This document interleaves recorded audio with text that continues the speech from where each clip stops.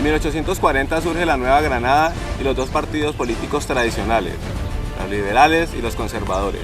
Desde el principio, las ideologías fueron de muchos contrastes. Mientras los conservadores favorecían un Estado centralista, católico y pertenecían a la clase terrateniente, los liberales pugnaban por un Estado federal y una fuerte separación de la Iglesia del Estado. Estos fueron los motivos que llevaron a escribir a Eduardo Caballero Calderón el libro El Cristo de Espaldas en 1852, donde nos muestra una fría realidad que vivía el país, una guerra entre partidos, una lucha por el poder, mostrando las pobrezas, los destierros y todo el enfrentamiento que había por estos dos partidos. El Partido Liberal Colombiano es uno de los dos partidos políticos tradicionales de Colombia, fundado en 1848, basándose en las ideas del general Francisco de Paula Santander.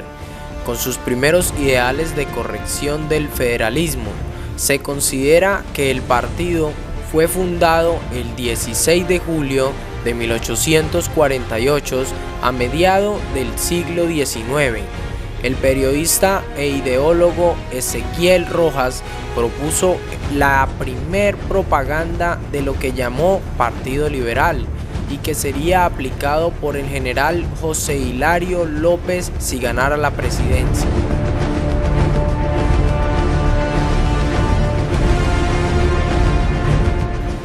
Por otro lado, el Partido Conservador Colombiano, también partido tradicional de Colombia, fue establecido formalmente el 4 de octubre de 1849 por Mariano Ospina Rodríguez. Estos dos movimientos políticos han sido en gran parte protagonistas de la violencia en Colombia durante el siglo XX, comenzando con pequeñas guerras civiles como la Guerra de los 60 días, y durante la trayectoria de su guerra se fueron originando guerras muy numerosas como la Guerra de los 1000 días, que terminaron ocasionando consecuencias económicas, políticas e internacionales, ya que en este tiempo se produjo la separación de Panamá.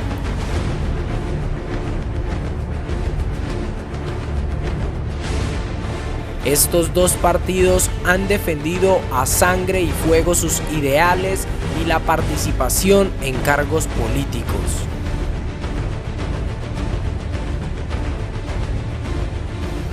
Y es que la violencia generada por las diferencias entre estos partidos políticos ha traído grandes consecuencias, como el fallecimiento de muchos líderes políticos que prometían mucho para el fortalecimiento de nuestro país.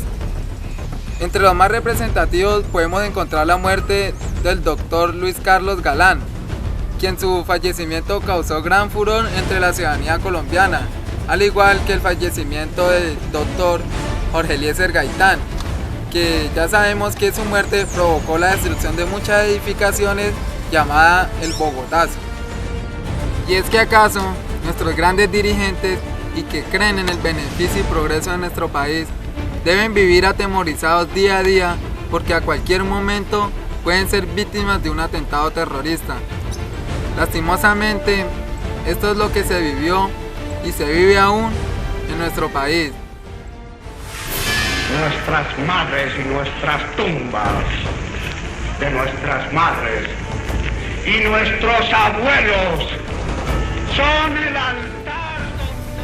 Jorge Eliezer Gaitán nació en Bogotá el 23 de enero de 1903 y vivió hasta el 9 de abril de 1948.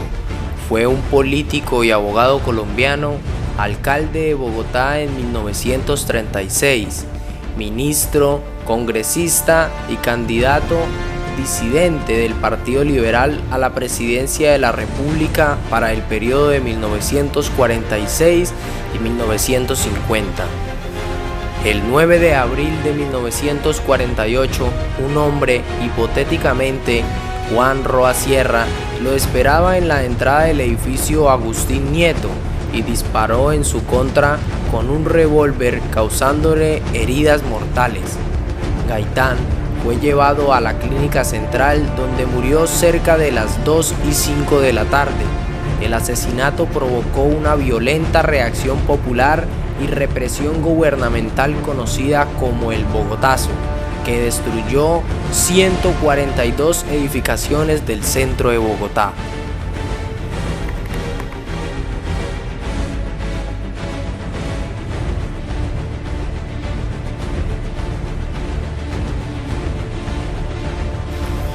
Otra muerte que lamentar fue la del señor Luis Carlos Galán Sarmiento.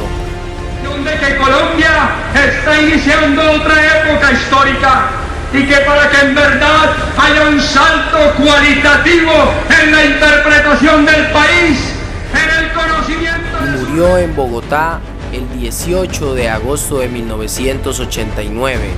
Fue un político colombiano, candidato a la presidencia de Colombia en 1986 y 1990 por el Partido Liberal Colombiano y en 1982 por el liberalismo, movimiento político fundado por él. Fue asesinado durante la campaña para la presidencia de 1990 y 1994. El 18 de agosto de 1989, aproximadamente a las 9:45 p.m., mientras él levantaba sus manos recién subido a la tarima ubicada en la plaza principal del municipio de Soacha. Claro, es un guardaespaldas del que cayó herido.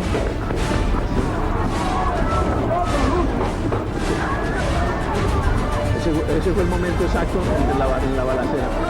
Yo en ese momento en realidad no sabía qué. En la actualidad no vemos sucesos de esa magnitud, pero antes, como podemos ver en el Cristo de espalda, era tanta la violencia que por pertenecer a otro partido político los asesinaban y agredían a su integridad física. No tanto la de ellos, sino la de sus familias. Se veía mucho el destierro y daño a la propiedad privada entre rivales. Hoy podemos ver que no existe ya el fanatismo político, pero aún se vive el tráfico de influencias para llegar al poder. Aunque actualmente no se ven problemas y guerras de tal magnitud por pertenecer a otro partido político, aún seguimos viendo que nuestros líderes políticos se olvidan de quien los eligió. Y aún peor, seguimos esperando que el cáncer de la corrupción acabe con lo poco que nos dejaron las administraciones pasadas.